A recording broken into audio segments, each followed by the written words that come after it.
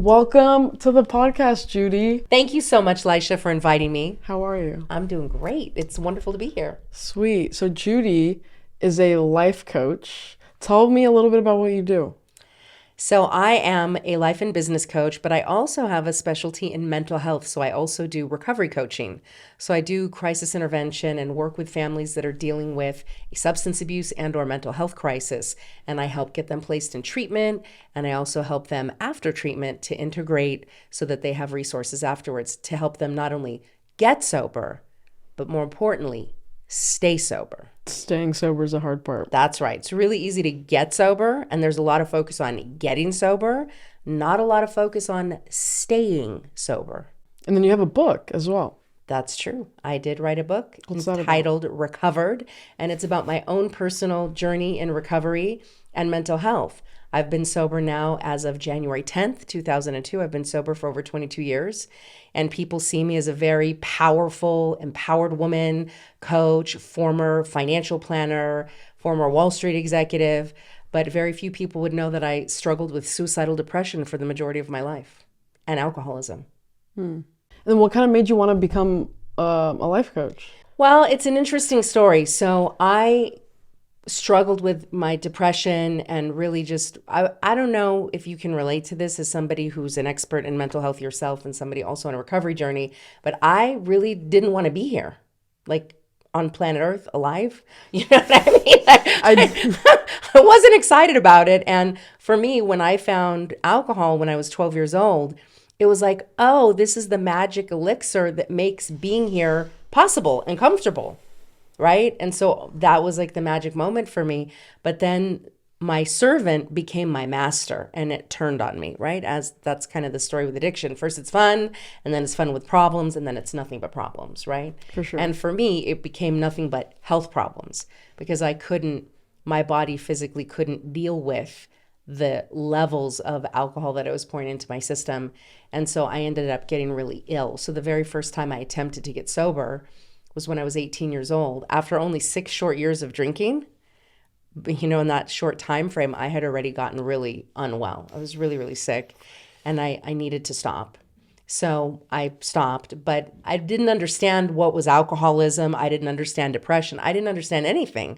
I just thought, okay, well, now I have to give this up, and how is that going to work? Because I remember the doctor saying, if you don't stop drinking, you're probably going to die. And I literally was thinking like, well, how is that a problem? Like, you know what I mean? Because I just didn't want to be here. Anyway, then I thought, well, let me give it a try. And then, I tried, but I didn't get it. I didn't get that alcoholism or drug addiction is not about drugs and alcohol. Drugs and alcohol are not our problem. They're our solution to an underlying problem.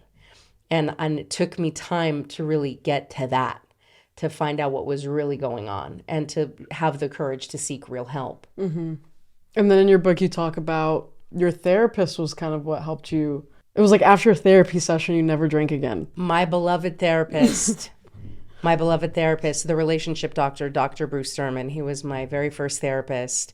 And it was interesting. I was really successful outwardly, but I had this inward struggle that nobody knew about, right? With this depression and not wanting to be here, and then struggling with drinking and not being able to stay sober. And, I had gone to some 12-step meetings, but I mean, look, you can tell I'm not hearing impaired. English is my first language, but I could not hear the message. I just couldn't hear it. And so I had been in actually a business networking group. That's where I met my therapist, and we were, in this networking group together working on different business related matters. And I read an article that he wrote that was really compelling.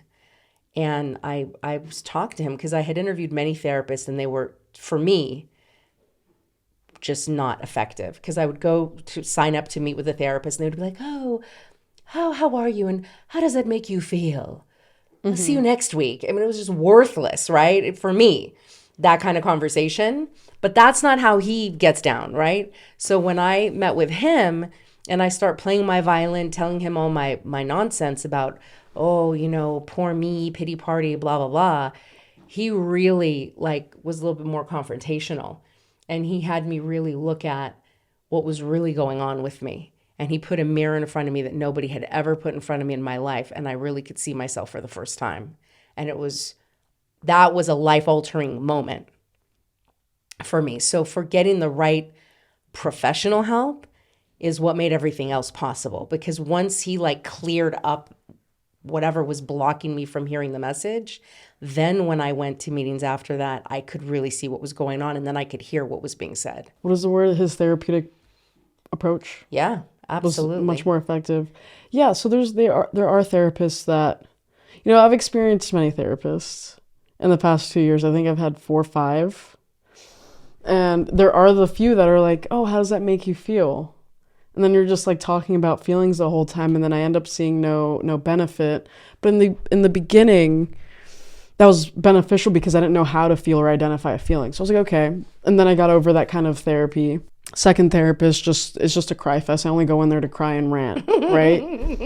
And then my third therapist, that's when it felt like I started digging things up. Oh, I'm still angry about this from my childhood. I'm angry about this. Therapy's hard. Yes, you do have to go therapy shopping and find the right therapist for you. What are some misconceptions that you know of with mental health? It never ceases to amaze me how many misconceptions there are about mental health and how it's still stigmatized.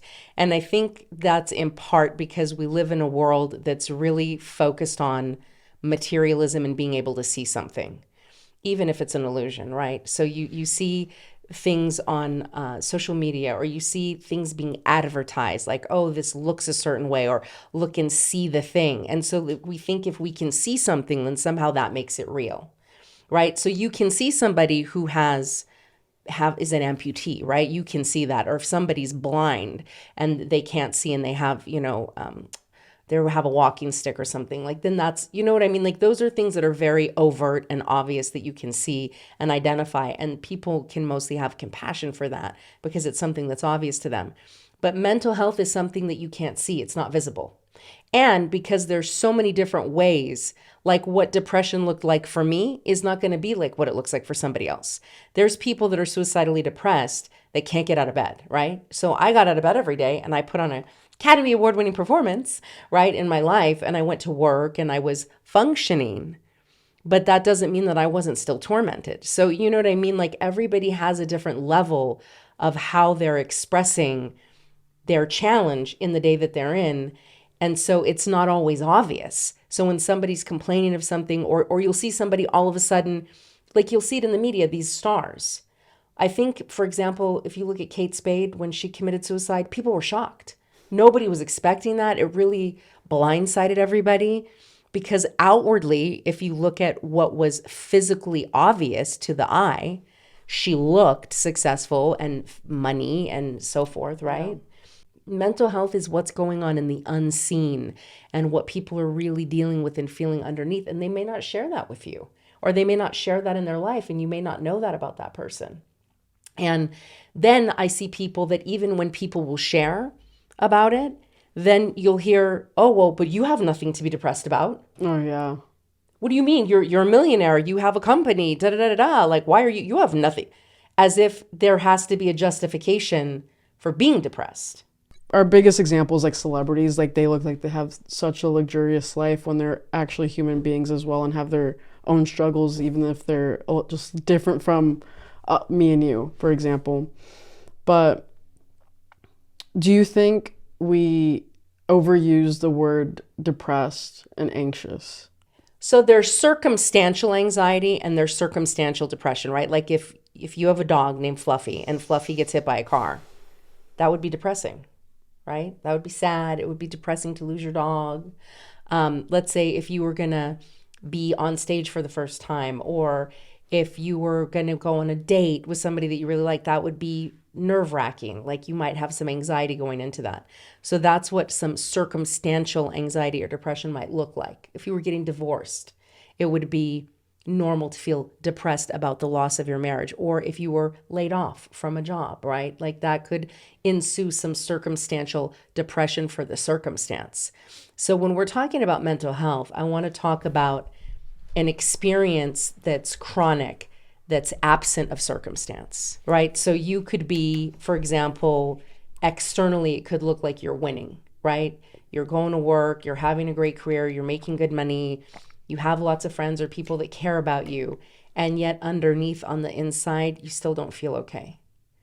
You still feel sad, you still feel upset, you still feel reticent about wanting to be here or participate in life. You have trouble experiencing joy, even inside of joyful circumstances. That's more when we're looking at a clinical side of depression or anxiety versus like somebody who just has anxiety waking up and even walking outside their door, right? Getting their mail, they feel anxiety, they're shaking. That's something else is going on. And you have to remember there's multiple factors, right? So there's not just a person who's clinically depressed or clinically anxious, then there's external factors that come with that. Then it's mind, body, spirit, right? So if somebody's drinking 75 cups of coffee, their blood sugar's through the roof, they're not eating properly, or they're morbidly obese, or they're starving themselves.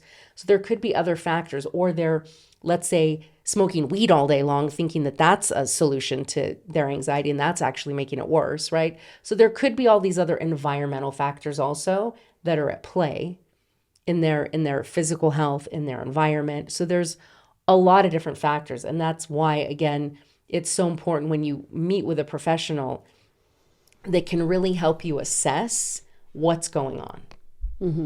Can really help you from this unbiased perspective, assess your situation, what's going on with you, and then can make recommendations for the, perhaps the most effective modalities for whatever it is you're dealing with. It's very powerful. So where did you end up getting all this information? How did you get into it initially? Yeah, so thank you. Let me just address that because I apologize. I didn't address that when you asked it the first time. So I started off a career in finances when I was 18. I had gotten a job with an insurance company, and I quickly ascended from just being a customer service agent to getting licensed and then becoming an insurance agent. And then I spent 4 years doing that really successfully, and I loved it. Then I got recruited by Morgan Stanley, and I ended up becoming a full-fledged financial advisor. And I was doing financial planning and retirement planning and working with people. So I was doing coaching, financial coaching, in that industry. It was very dynamic, and I loved it, and I was really, really passionate about it. But then as I was in that career and being successful and so forth, my mental health deteriorated, and I ended up hitting a bottom, and I ended up getting sober at 25, which was 3 years into that career. And so what ended up happening was, as I went on my own mental health recovery journey and got sober and had to get all the resources for myself, because for me, I didn't have a lot of fancy resources, other than, thank God, yes, I met that therapist and he was amazing, and I'm very grateful, and he was lifesaver, and that was huge. But in terms of just really getting to the bottom and understanding, I was doing a lot of reading, a lot of research. I was interviewing a lot of professionals. I was doing a lot of independent study. And then, by the time I ended up, let's say, I want to say about 5 years sober, I had already been mentoring women in the program. And then I noticed as I was mentoring women in 12-step program, these women had really complex issues. And I noticed that, okay, yeah, great. There's a treatment center that helps you get sober. But once you come out of there, there was not a lot of resources to help them navigate post-recovery, right? Post-treatment. So I noticed that there was this huge lack of resources in that area. And so I ended up deciding that I wanted to create something that was going to serve that community. And it ended up kind of just at first being this unofficial thing. And then I decided to leave my career in finance and pursue that full time. And I had a professional colleague at the time that we were collaborating together, and she was doing the therapy portion and I was doing the recovery coaching and case management portion, and it just sort of evolved from there. And I just got on a mission to become this advocate and this champion of resources. And I've always been a very talented coach, and I've always been really great at being resourceful and gathering resources to solve a problem. So the same kind of skill set that I brought to managing people's finances and putting together teams and resources for that, it's a translatable skill set. I brought that mindset to mental health, looking at like stepping out and looking at, okay, what's going on with the person and what does this person and their family system need in order to empower this whole system to be functioning at a higher level. So it's not even just for the individual, it's really looking at the whole system of what's going on around them and making sure that they have the education and that they have the resources so that they can move forward and get the right support and intervention to have an actual transformation. Because I'm not about like, oh, let's just get Johnny sober for 5 minutes and then hope it works out. No, that's not how I get down.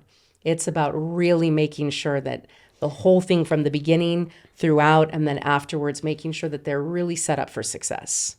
First of all, I'm not like anti-drinking and partying person. Look, if there's a person that is well and that can do those things successfully without consequence and can control and manage it, great. That's awesome. I'm not talking about that. But what I do want to say something about marijuana, and that we were talking about myths at the beginning of this conversation. There is an enormous myth that marijuana is so harmless. It's very much not harmless. It's a very psychoactive drug, and it can actually ignite psychosis in a person if somebody has that dormant within themselves. So it's not like alcohol. You can have a beer and it's not going to create schizophrenia in you. You know what I'm saying? Like now you could have a beer and it could ignite a trait for alcoholism in you, which you may have a genetic predisposition for it, right? So it could wake up that Pandora's box and now set you on a path of addiction. That's true. But you're not going to legitimately lose your mind. You smoke a joint, and that if you have a genetic predisposition for some type of psychotic disorder, and now you're opening up the door to legitimately losing your mind. And one of the things I really want to focus on is we live in Los Angeles, in this place that everybody's worried about gluten and sugar and living at the gym, and they want to make sure that they physically look good. There is nothing more important than the safety and the health of your brain. And everything you do, you should really be thinking, how is this potentially going to affect my brain? Not even just my mental health, my brain. Because if you impair your brain, you can't always repair what you've impaired. Sometimes you can't come back from it. There's people that were perfectly normal that started smoking weed and abusing it, and they became psychotic, and they never came back from that. And there's plenty, we can put something in the show notes. I can give you some articles. One of my favorite experts in mental health, which is Dr. Daniel Amen. He wrote a book on it. He has many things on it on his website. He speaks about it on YouTube. You can watch videos about it. It's just a very, very, very serious drug, not to be taken lightly. And people use it for insomnia. It actually creates worsened insomnia. People use it to deal with anxiety. It actually exacerbates anxiety. People use it for pain. People use it for pain. If you're a cancer victim and you're using it for medical marijuana for pain, that's appropriate. If you don't have a psychotic disorder. You know what I mean? Yeah. So again, there is no cookie cutter black and white answer for people. Everybody has to know what are the risks and rewards about what they're about to do. And you have to be honest about your own genetic predisposition for addiction or for problems. If you have a genetic history in your family of schizophrenia or bipolar disorder, you might have a genetic predisposition for a psychotic disorder. You know what I mean? If you have alcoholism in your family, you might have a genetic predisposition to that. So you want to be informed when you're making these choices. Describe to me like psychotic disorder. People have, I think, kind of this very dramatic view of addiction and of psychotic disorder. So for example, some people think, what is an alcoholic? Oh, an alcoholic is somebody that's 24/7 drinking, and, you know, like those homeless bums on the street that have the paper bag and they're, you know, with their 40 of Old English, you know what I'm saying? Like people have kind of these cartoony, dramatic examples of what they think it is, or somebody in a tent community with a needle in their arm. So, okay, those are extremes. But that's not what the normal face of alcoholism looks like. There's plenty of people that have alcoholism or addiction that go to work every day. You know, maybe they're snorting some coke in the bathroom, or they're shooting up, in their office with the door closed. You know what I mean? Like there's a lot of stuff that goes on that you wouldn't know or suspect that's happening right under our noses, and that looks very different than something as dramatic as that. Okay. So there's different levels of addiction and different levels of functionality within that addiction. And people will confuse functionality to mean that it's not addiction. And that's not accurate. So addiction has to do with control, right? My ability to control and enjoy my substance. So for example, with alcoholism, right? If you look at the disease model of alcoholism and addiction, I take the drink or the drug, and then it takes me, and I don't know where I'm going or if or when I'm returning. It incites an allergy within me that creates the phenomenon of craving and a mental obsession. So then my life becomes organized about using, right? So that's when addiction is at play. When it's my relationship to the substance. Am I using it on a consistent basis? Am I relying on it? Do I feel powerless over it? Am I obsessed about it? Am I using it consistently?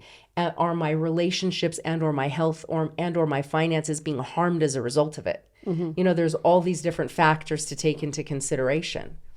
You can go online and, take a quiz. I'm sure on the AA website, there's a, do you have trouble drinking? Even your doctor has a quiz that says how many drinks do you consume, et cetera, et cetera. I used to look up quizzes to see if I was gay. I can't speak to that. I cannot. That's when you said like online quizzes, like to see if you're a certain thing. That's what I used to do. By the way, if you're looking up a quiz to see if you are something, that in and of itself is the clue that probably you are something. I have never looked that quiz up. So, yeah. You know what I mean? So the point being is that when somebody's looking it up, that's even in and of itself. Even if you're questioning it, that's more to the point of there's probably something going on in that realm.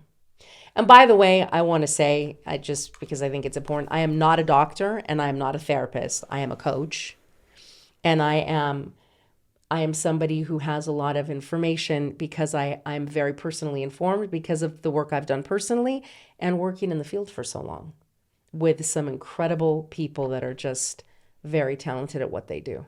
Mm-hmm. So I couldn't call myself, legally some type of certified expert.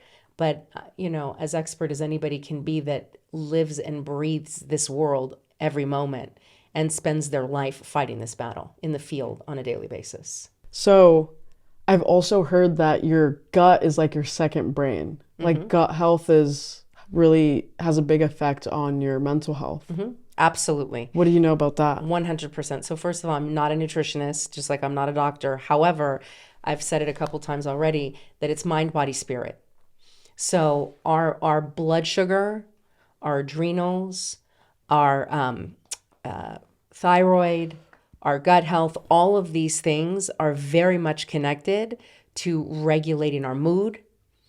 I mean, people can have really dramatic spikes in mood. In fact, if your blood sugar is all messed up, it could be very much almost displaying as bipolar.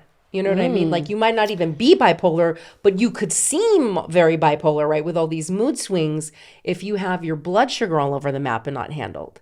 So people that are not, and it's not even about obesity, because you could be living on sugar and being not even overweight, but have really poor blood sugar balance, right? So absolutely our gut, our blood sugar, our adrenals, all of these things make a difference. So it's mind, body, spirit. We need to be moving. We need to be eating healthy foods and not a bunch of processed garbage. We need to be resting, getting sufficient sleep, not living on caffeine and nicotine and all these things. I mean, it's so important to take care of ourselves. And all of that, the healthier our brain health is and our gut health and the lower our stress levels, the more we can manage the situations that are coming at us. So personally, I'm really trying to work a lot on my gut health, like being more conscious of what I'm taking in and such. But have you heard of the kids that are like red dye 40 and what the FDA approves to be in our foods aren't really approved in other countries I think our country's the one with like the most processed foods, with like red dye 40 and the yellow dyes and all these different things. And then we give them to our kids and they get diagnosed with ADHD when it's really like the food they're consuming. That's correct. There's a really phenomenal resource. If you go to Instagram, it's called Food Babe. And it's a really incredible Instagram that really exposes all of this type of stuff. And you have to understand, if you look at the world we live in the US, we have an entire industry that's built around sickness. It's not like in other countries where they're committed that their people be healthy and that they have, universal health care. I mean, the US, we have illness as a business, and there's big business in sickness. And so, of course, if you look at the food supply and everything, we're being poisoned. And if we don't have the discipline and the intelligence and the self-care and concern to educate ourselves, to take care of ourselves, if you look at what's cheap and easy, it's poisonous, everything you're talking about. The red dye, look at what's available to be put in McDonald's food that's actually purposefully trying to get us addicted so that we crave, so that we want more. They're setting us up for addiction. And this isn't my opinion. Go look on Food Babe's website, and she has everything listed there that scientifically backs everything I'm saying. And you just said it yourself. Look at what the UK allows in McDonald's food versus what the US allows. So what's the purpose of that? Is it just money? All these, just money, like that's not everything. Like not everybody's dying over money. Are you kidding me? Look at human trafficking. Look at the food industry. Look at everything. It's only about money. The almighty dollar has become the higher power of Western materialistic society. At the cost of people's children. People abandon their children and their families in what? In the pursuit of money. What do you think they're putting all these emulsifiers and all these chemicals into foods to make it intentionally more addictive? For what purpose? For money. Mm-hmm. If you create addiction, you create customers for life. It just seems kind of stupid to me. Like the money hungry thing. That's because you're not a materialistic person. I guess. Yeah. But let's not be confused about the materialism in this country. But it's like, wouldn't you want a country that's doing well? Sweetheart, you know what I mean? Look at the country. We're not doing well. We'll go out on the street and look at the sidewalks filled with encampments. Look at the people getting loaded. But it's like, do they want that? Do they want people getting loaded? Do they want people to be... It's not about what they want. It's about not caring and investing in what's going to make money. And whoever's not making money can just drop dead. Doesn't mean anything to them. The whole mental health system isn't set up for anybody to succeed. It's set up for failure. You said the mental health system? Absolutely. You can't even get help. I had a client who was in a psychosis. I had him in a hospital on a hold. I got a call from the hospital saying, you need to come get your client because he's not compliant. I said, he's in a psychosis. He's being hospitalized for that. That's your job. He's on a hold. And they're like, oh, good point. Right? That's like you take somebody to a hospital and they're bleeding and they're like, oh, you need to come get him because he's bleeding and we can't stop the bleeding. It's like, yeah, that's why I took him to the hospital. Because you're a doctor and you're supposed to stop the bleeding. Well, we were talking about psychosis, and I want to go back and touch upon that a little bit, right? So there's levels of addiction, there's levels of functionality, there's levels of what something looks like, right? There's level 10 depression where somebody's hurting themselves or getting loaded to try to escape it, and then there's lower levels of where people are more functioning, right? So it's not, there's a gradient system on how something's presenting itself. It's not just black or white, like somebody's depressed or somebody's not, or somebody's anxious or somebody's not. There's a gradient in the different levels of it. So, for example, psychosis. Psychosis is not just what you see in the street when somebody's screaming and like going crazy and ranting and talking to themselves, right? That could be what you would call like a level 10, where somebody thinks they're having a conversation with people that aren't there. That could be like a level 10. But there's a lower grade of psychosis that's more suspicion and paranoia. So somebody could be always kind of looking around and thinking maybe somebody's listening in, or maybe they need to wrap their phone in foil because, they are listening in. That type of stuff is more of a low level, more higher functioning kind of psychosis in the background of that paranoia and that suspicion. And that can very much negatively impact a person's experience of life. And it can get worse as time goes on if it's left untreated. And that's just can be genetic. That can be, for example, it can be caused by cannabis use, as we were talking about, and or exacerbated by cannabis use. Or if somebody's not using cannabis, it could just be it's showing itself at a certain point, So mental illness shows up when it shows up. Sometimes it's usually happening in the late teens, early 20s is when it'll kind of initially present itself. So you'll see a kid that might be a little bit off throughout their childhood, and then it gets more pronounced in their late teens or early 20s. And it can also be onset when they're using drugs or alcohol. Yeah. Right? That can expose something. Something I've been thinking about, you may or may not have the answer, but memory. Do you know much about memory and like with mental health? Like when we're drinking, we black out. When I take Xanax, like I've blacked out for 2 years of my life. You know what I mean? Like what does that mean? Like what's happening in my brain to where I can't remember what happened when I was using substances? Well, I don't have a medical definition for you for blacking out. I mean, obviously there's impairment that happens when we're under the influence of drugs and alcohol that can absolutely impede memory, right? And can also impede our, what's the word? It can reduce inhibitions, right? And so sometimes we want those inhibitions to not do things to put ourselves in dangerous situations. So the reduction of those inhibitions can actually have us putting ourselves at risk. But absolutely, I mean, using drugs and alcohol can not only impede our memory like you're talking about in blackouts, but it can actually impede our memory going forward. And there's brain damage that can happen in all of these instances. You know how many people drink and then they end up getting a head injury because they're loaded and they fall down and they smack their head on the cement, or they smack their head open on the cement, or they get in a car accident and they get traumatic brain injury as a result, which can really impede somebody's ability to function with their brain health. So this is what I mean. We live in a time, it's kind of like the best of times and the worst of times, right? So there's all the things we were talking about in terms of whatever's going on with government and poisonous and this and that and blah, blah, blah. But okay, so what? You know what we have? We have access to resources for self-education. We can go we will always find what we're looking for.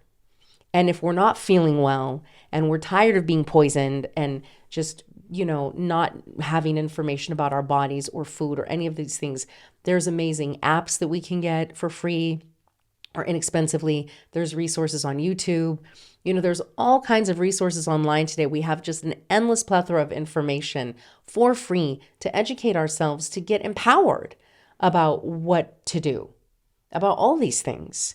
We can get interested. We can get serious about our mental health. We can follow people like Daniel Amen that talks all about this. We can learn these things. There's books published about it. We have libraries filled with books if you don't have money to buy books. I mean, there's just no excuse.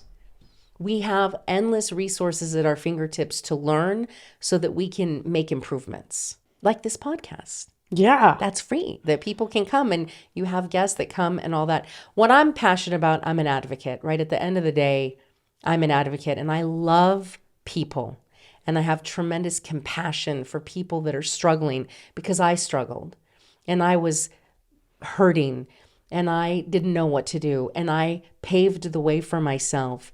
And I've been very passionate about sharing that information with others, helping others pave the way for themselves, whether that's a normal person who's not dealing with mental health, but they just want to create a career change, or they want to create a relationship change, or they just want to create a result in their life, or whether it's a family that's struggling with substance abuse and they don't know where to turn and they need support.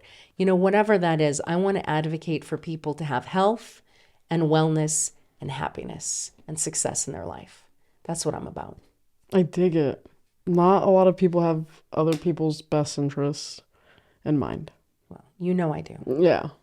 I just, I would like to invite our listeners to just pause for a moment and think about how priceless and precious you are.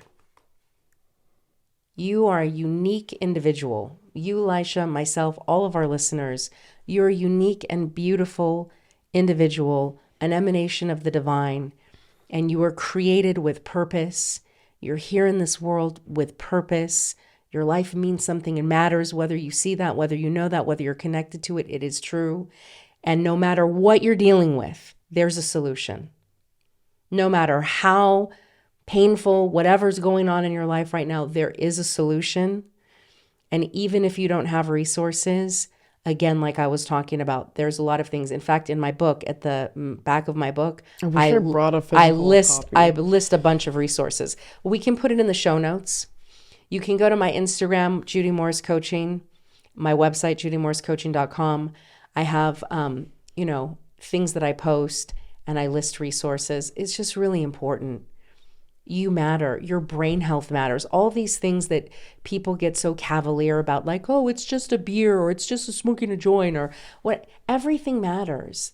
Every decision that you make, every action that you take, every relationship that you engage in is going to impact your future.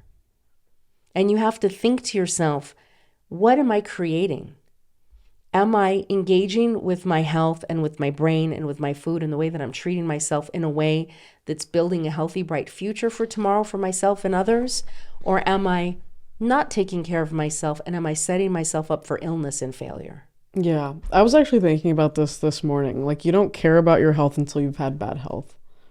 That's my experience. Like, now, today I go to the gym like every morning now because I've experienced not feeling comfortable in my body and struggling with my mental health. So now it encourages me to work on my mental health. You know what I mean?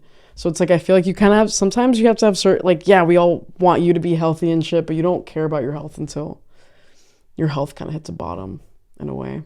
Yeah, but I'm just encouraging all of the listeners to just get connected to your value as a person, and that if you're struggling with something, don't delay. Don't wait for it to get worse or more pronounced. Mm-hmm. Look into it. Better to be safe than sorry. And again, I'm not some like anti person that's saying people shouldn't, look, I know I have a friend from high school that was in multiple car accidents. He has horrible migraines. He had cancer, blah, blah, blah. He uses medical marijuana for his pain management, and it's easier on his system than, taking opiates or something like that. Okay, that's fine. That's a case by case basis, right? I'm not here making a blanket statement about things that can make a difference for people, but also he's not somebody who's dealing with substance abuse issues or a psychotic disorder. You know what I mean? And if he was, then there would be other options for him to utilize to help him with his pain management, right? So what I'm not here saying something black and white. What I'm advocating for is inform yourself, get educated, know that you matter and you're worthy of doing the research, get connected to resources and people that can benefit you, right? I mean, we're the average of the 5 people we spend the most time with. You lay down with dogs, you stand up with fleas. It matters. Like, care about who you associate with. Are these people around you helping you better yourself or worsen yourself? Are you spending too much time playing video games and smoking weed and getting loaded? Are you hiding out from life and just getting older and sicker and not even knowing it? I want to interrupt the already always sort of way of being that people have, sleepwalking through life. And I just want to say, hey, yo, you matter. Wake up. This is your life today in this moment, and it matters, and you matter, and start acting like it matters, and start taking care of yourself and getting interested in what that looks like. And you know what? And if there is a problem, a mental health problem, a substance abuse problem, get honest about it and get some help. Thank you, Judy. Thank you for having me. Yeah, of course. I really appreciate you coming on and sharing some information. Yes, check out my Instagram, Judy Morris Coaching, and my website, judymorriscoaching.com. And I'm here for you. Yeah, and I'll put the link to her book in the description. Everything's going to be below, all the links. On the show notes. Thanks, guys. Thanks for listening.